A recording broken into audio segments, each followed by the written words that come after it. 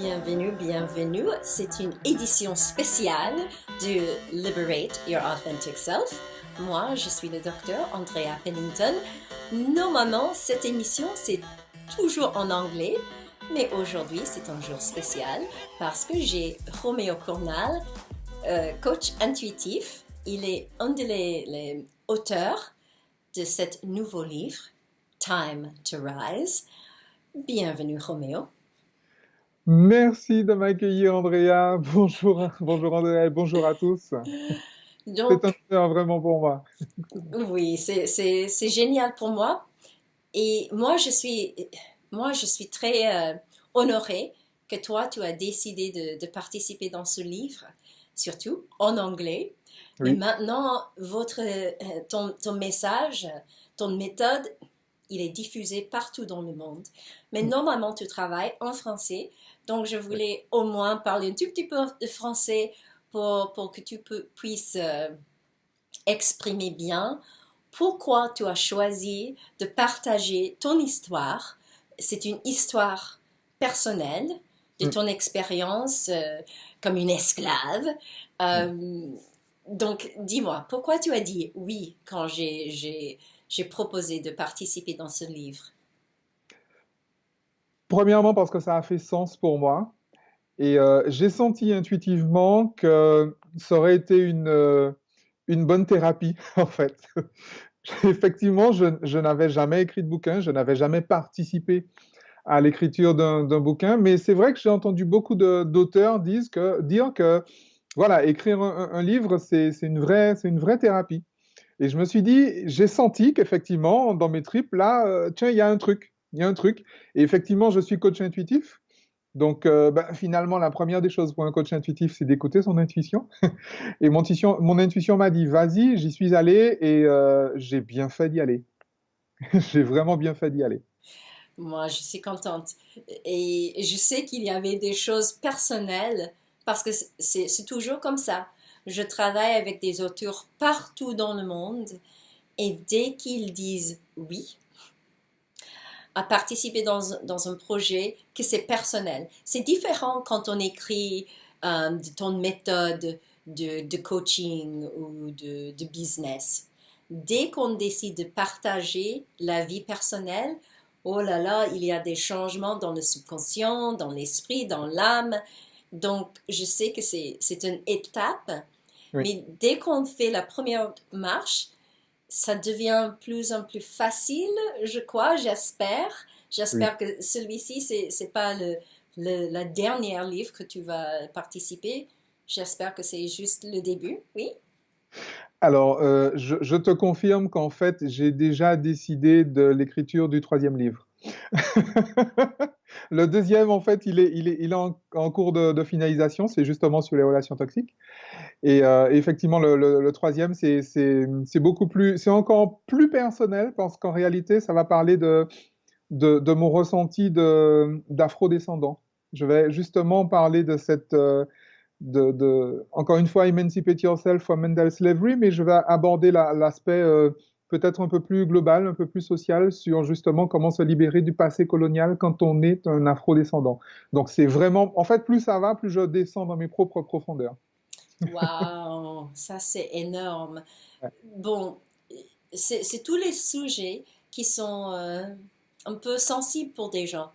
Ouais. De, de premièrement penser que c'est moi qui doit me libérer Oui, de cet esclavement. Ça, oui, c'est OK. Dans une relation toxique, si je suis dans un boulot que je n'aime pas, OK, oui, je peux accepter, OK, c'est moi qui dois changer.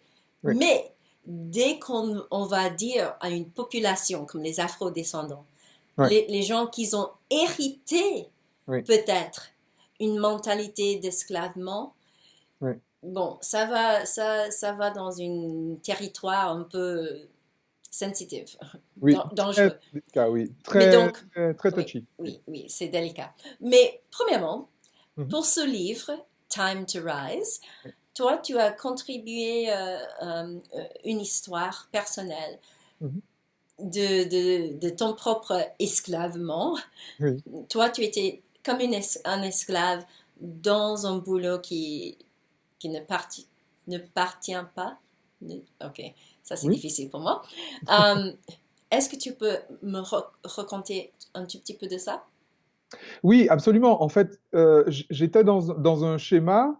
euh, je suis antillais, hein, donc pour la plupart des Antillais, la réussite sociale, c'est la fonction publique, c'est être salarié dans la fonction publique. Et effectivement, pendant 17 ans, j'ai été salarié dans la fonction publique.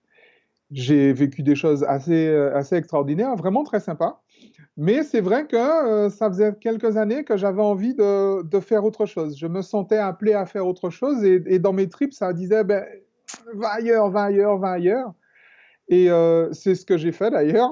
J'ai fait plusieurs tentatives et j'ai effectivement créé une boîte. J'ai eu une activité, mais alors qui m'éclatait. C'était dans le spectacle et dans le showbiz. Donc vraiment, j'ai adoré. Et effectivement, j'ai eu quelques difficultés comme tous les entrepreneurs. Et je me suis retrouvé dans cette situation où je me dis, bon, qu'est-ce que je fais? Est-ce que je joue la sécurité? Est-ce que je retourne à mon boulot le temps de me refaire? Ou est-ce que je me consacre uniquement à cette entreprise? Ou est-ce que je passe un autre cap? Et je me posais vraiment cette question de se dire, mais il doit bien y avoir, je sens bien que cette activité, c'est moi. Cette entreprise, c'est moi. La posture, l'activité, c'est moi. Et je sens bien que retourner au bureau, c'est pas moi. Mais dans le même temps, je suis tiraillé en fait. Et je me dis, mais il faut quand même que je paye les factures, j'ai des enfants, etc., etc. Euh, et j'ai choisi effectivement de jouer la sécurité. Et je suis retourné en fait dans ce boulot. Et il a fallu quelques déconvenues, quelques crises d'angoisse et quelques séjours à l'hôpital pour que je prenne véritablement conscience qu'en réalité, tu vois, quand tu parles d'esclavage mental, j'étais en fait enfermé dans ce système de pensée qui dit que la réussite est la sécurité et que la sécurité, c'est la fonction publique. Et j'ai d'abord, bien sûr, c'était d'abord de la faute de mes collègues, c'était d'abord de la faute de mes supérieurs, c'était d'abord de la faute de l'État, c'était la faute de la société, bien sûr, bien évidemment. Et je me suis rendu compte qu'en réalité, non, c'est de la faute de personne, mis à part moi-même, parce que je me suis tellement enfermé dans ce truc que la sécurité et le succès, c'est là, ben, peut-être qu'il faut que je change de paradigme, en fait. Mais effectivement, j'ai dû attendre d'aller très mal pour remettre en cause ce paradigme et pour en choisir un autre. Ouais, ouais. Et malheureusement, c'est comme ça pour nous, des humaines. Oui, bon, Plusieurs fois, nous devrons frapper la tête, ou, comme toi, être vraiment quelque part de la oui, mort, oui, absolument, où on dit finalement, OK, il faut me sauver, donc il faut que je vois moi-même. Qu'est-ce que je dois changer de moi-même?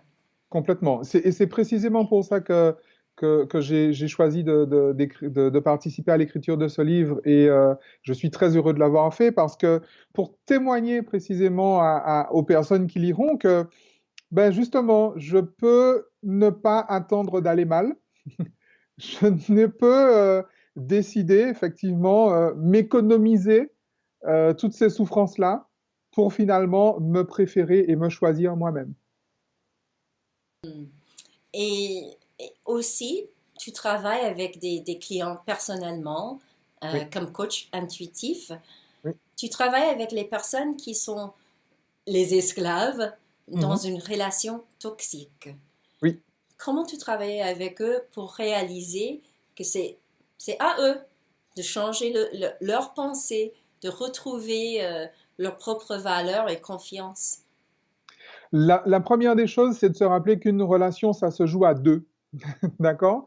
Et qu'en fait, il n'y a pas de méchant et de gentil, il n'y a pas de bourreau et de victime, c'est pas la faute de l'autre, c'est pas moi qui suis l'innocente victime et lui le méchant bourreau. Si je suis dans une relation qui est toxique, et le prédicat de départ, c'est ça, il n'existe pas de personne toxique. Il existe des relations toxiques. Mais des personnes en soi toxiques, ça n'existe pas. J'en veux pour preuve qu'il y a des personnes qui sont vues comme des gros pervers narcissiques, qui ont des enfants, qui ont une famille, qui ont des amis avec qui ça se passe très bien.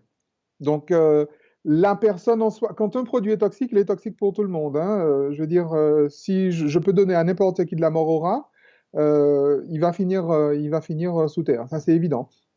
Parce que le produit est toxique. Si une personne est toxique, elle est toxique pour tout le monde.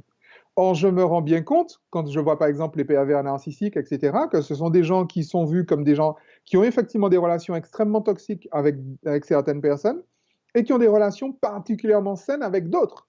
Donc, c'est la relation. Donc, ça veut dire que si c'est la relation qui est toxique, ça veut dire que je suis 100% responsable, en fait, de la toxicité relationnelle. Donc, je peux moi-même me dire, bon, ben, ok, j'arrête cette relation avec cette personne parce qu'effectivement, cette relation m'empêche d'être qui je suis. En réalité, il faut se rappeler que la définition même d'une relation toxique, c'est la relation qui m'empêche d'être qui je suis vraiment, de ressentir ce que je ressens au fond de moi, d'exprimer ce que je ressens au fond de moi, de penser comme je le pense vraiment. C'est ça une relation toxique. Une relation toxique, c'est une relation qui m'empêche d'exprimer qui je suis vraiment. D'accord. Mais est-ce que c'est possible de réparer une relation toxique?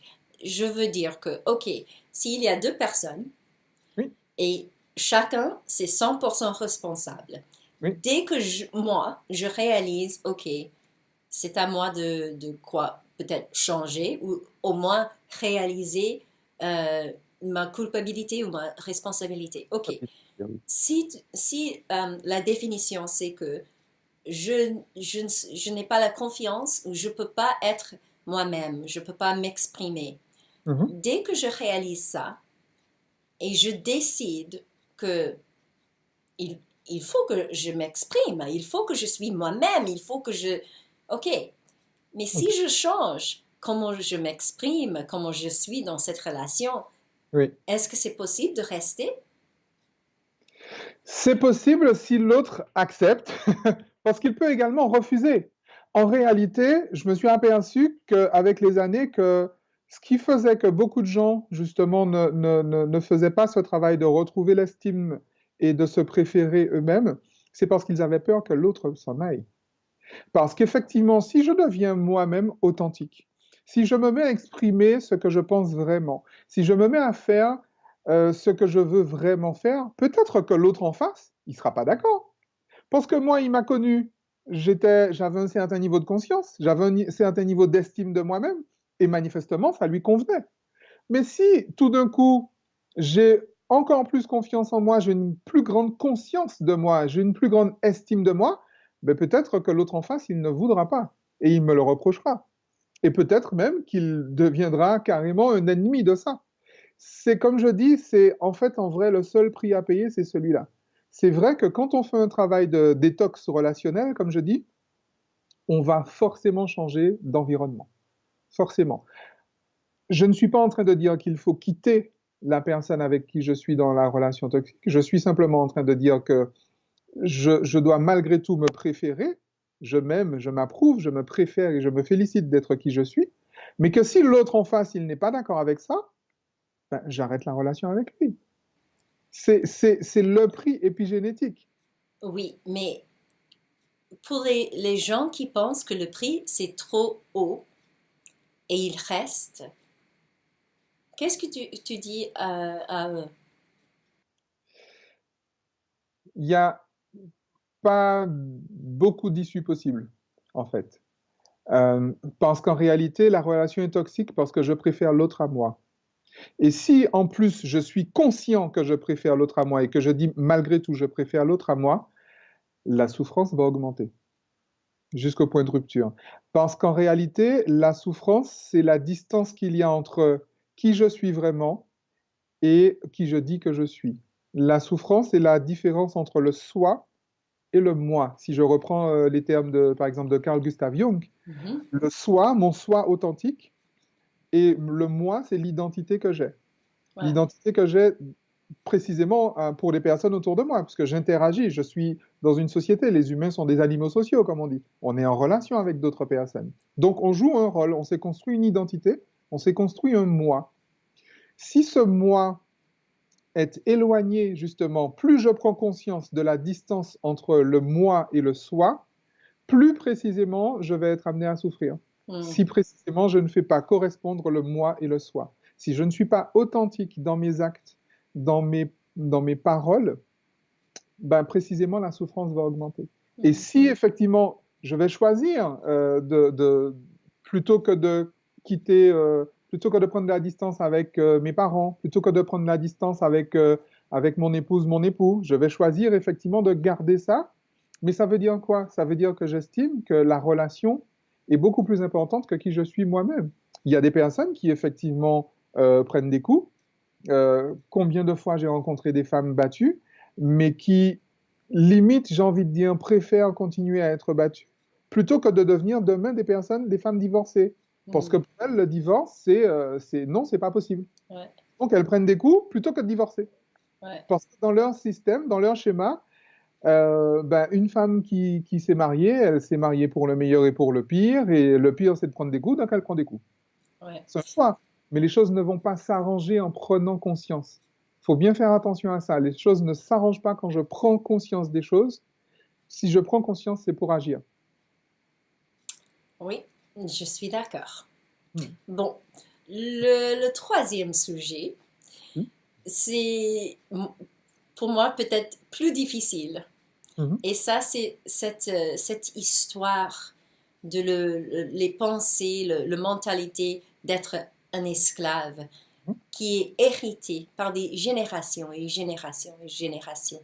Mhm. Parce qu'on sait que si on parle de épigénétique, Mhm. nous héritons des choses des parents, des grands-parents et plus loin que ça.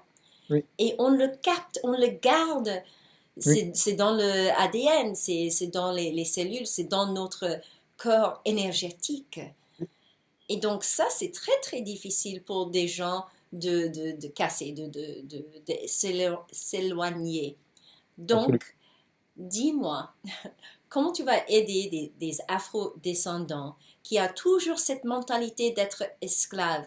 C'est-à-dire que peut-être tu vois que les gens, ils veulent réussir, mais il y a une saboteur Oui, dans eux qui fait tomber les choses. oui. Dis-moi. Alors, très simplement, dans notre passé colonial, il y a effectivement des esclaves, mais il y a un autre archétype qui est très intéressant, c'est l'archétype sur lequel je m'appuie. On appelle ça le nègre marron. Le marronnage. Alors, le marronnage, le marron, c'est précisément celui qui effectivement a été déporté dans les colonies. C'est vrai, il est arrivé en déportation, sauf qu'il n'a jamais pris l'identité d'esclave. Il ne s'est jamais dit, OK, j'accepte d'être un esclave. Au contraire, il s'est dit, attends, non, je suis un homme libre. Je suis un homme libre, donc effectivement, ce sont des personnes qui ont fui les plantations, qui se sont installées dans des environnements en général ou en pleine forêt ou dans les montagnes, c'est des environnements qu'ils maîtrisent et il y a eu des communautés entières de marrons qui ont traversé toute la période coloniale sans être esclaves précisément parce qu'ils l'ont refusé.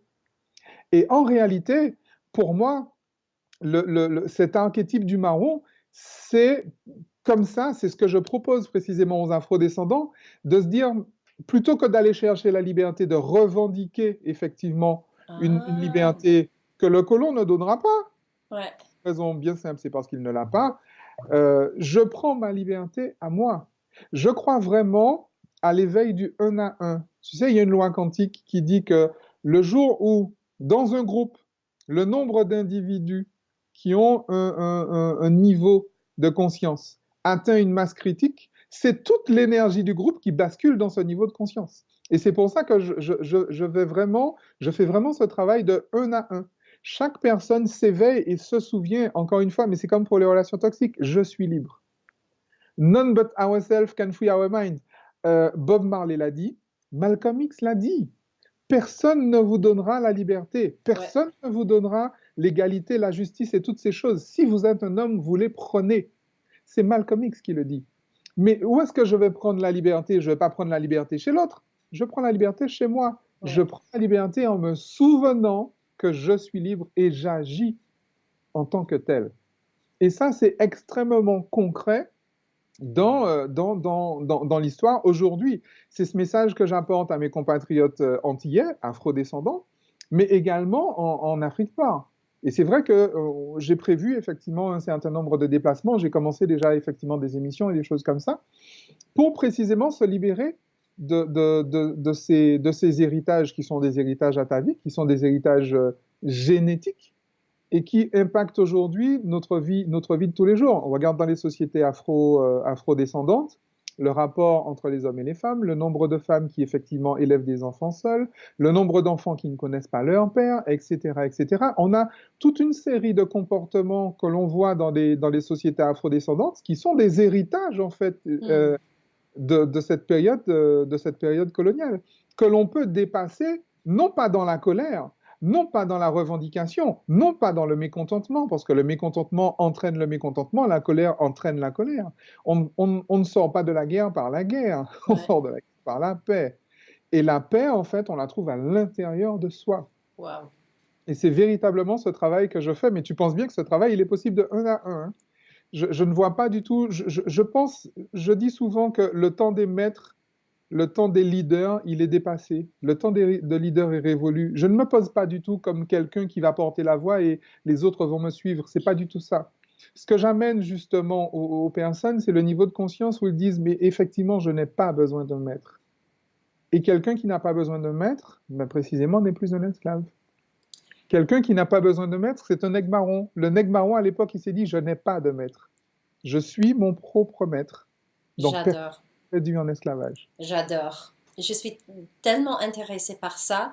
Et même si tu veux pas être un leader, moi, je vois que cette idée-là, ça va te pousser dans le média, dans les environnements pour que tu puisses transmettre cette idée.